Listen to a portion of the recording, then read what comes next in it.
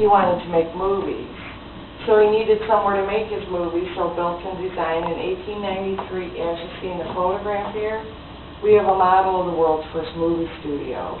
This is called the Black Maria. Now there is a full-scale replica of this in West Orange, New Jersey. The Black Maria was black on the inside and out. Mr. Edison had 2 openings in the roof to allow the sun to come in. The building was over 50 feet long, and Mr. Edison did build this entire building on a circular track, so he could follow the sun during most of the day to get the right light for his movies. If you have ever heard of the old movie, The Great Train Robbery, all the inside shots of that were shot inside the Black Maria. We just found out recently you can view Mr. Edison's Great Train Robbery on YouTube on the internet, so that's pretty neat. Mr. Edison did get rid of the Black Maria after a few years to build a $100,000 glass studio in New York. He worked on perfecting his movies, which he called talkies. Now, in April of 1894, he had his first public showing of his movies in a machine called a kinetoscope. This would also be nicknamed a Nickelodeon or a peephole. Now, the idea of this machine is you put earphones in, you look through a viewer, you drop the nickel in, you crank it, and you get to see a movie for 1 minute.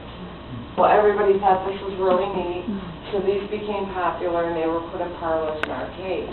Each machine lined up, each one showed a different minute movie.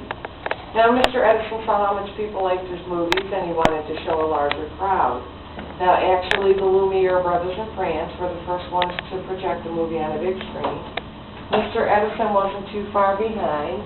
This is his projector. We estimate this about 1897. He would use a carbon arc light to illuminate the film on the screen. Then the film would go in the reel here, come down and wind through these wheels and go into the other reel. Now, the film would be made of celluloid and other material perfected by Mr. Eastman, the founder of Kodak.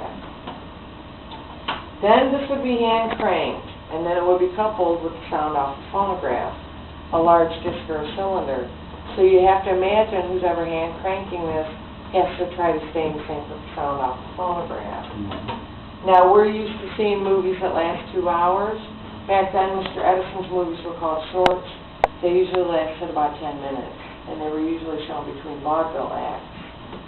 This is Mr. Edison's movie billboard. This was displayed at Coster & Bowles Music Hall in New York City in 1913. This would show you all their upcoming movies. They did anything from drama to comedy to religious to western.